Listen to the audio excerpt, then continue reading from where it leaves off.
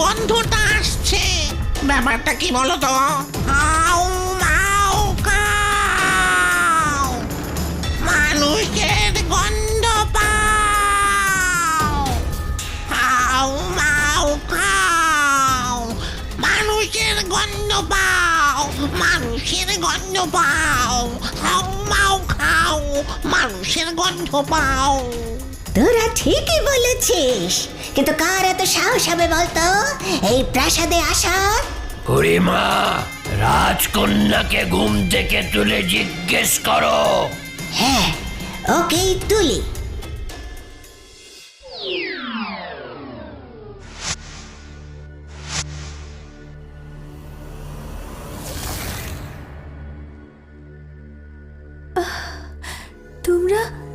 তোমরা সবাই কখন এলে? এই তো এলাম। হ্যাঁ রে চন্দ্রা, আমরা বেরিয়ে যাবার পর প্রাসাদে বাইরের কোনো মানুষ এসেছিল? আমার একটা সন্দেহ হচ্ছে। মানুষ এখানে? হঠাৎ তোমার এরকম সন্দেহ হলো কেন বলো দেখি বুড়িমা? তাছাড়া তোমরা আমাকে ঘুম পাড়িয়ে রেখে যাও তো, আর ঘুম ভাঙাবার কোনো উপায় তোমরা ছাড়া কেউ জানে না। এখনো তো তোমরা এসেই আমাকে জাগালে, তাহলে? কথাটা কিন্তু তুই ঠিকই বলেছিস, কিন্তু তাও যেন।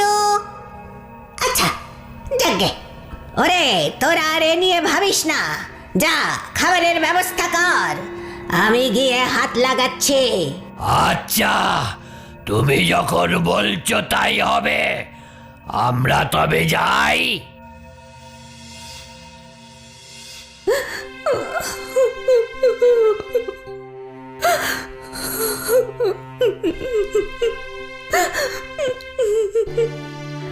ও মা চন্দ্রা, কাঁদছিস কেন? কেউ তোকে কষ্ট দিয়েছে? আমাকে খুলে বল।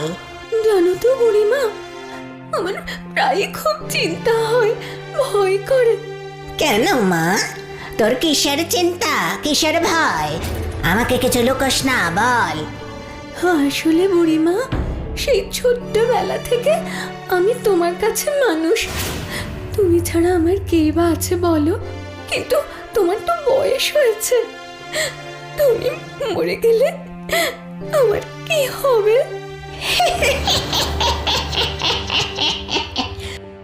এ কি, তুমি হাসছো? হাসির কথা শুনে হাসবো না?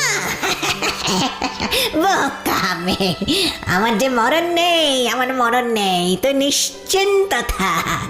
আহা বুড়িমা, তোমার প্রাণ যে প্রাণভোমরায় সুরক্ষিত আছে জানি, কিন্তু কিন্তু আবার কি? প্রাণ ভোমরাকে তলোয়ারের এক কোপে মারলে তবেই আমরা সবাই মরে যাব।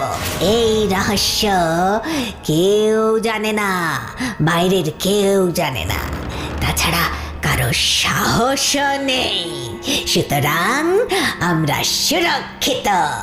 তাহলে তো নিশ্চিন্ত।